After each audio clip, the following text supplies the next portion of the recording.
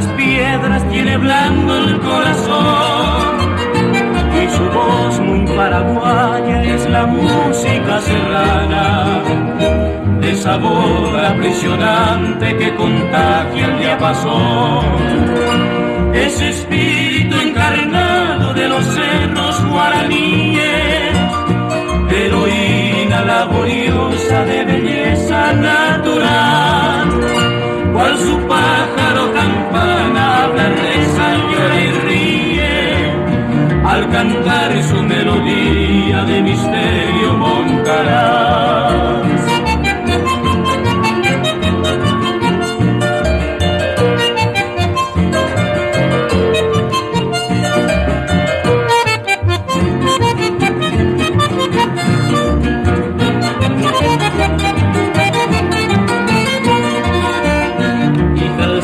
De mi patria tan pequeña como grande, descendiente de Guaraña, residente y Caraí. Hoy tus águilas no envidian ni al cóndor de los Andes, y en el monte ella es la santa de mi culto guaraní.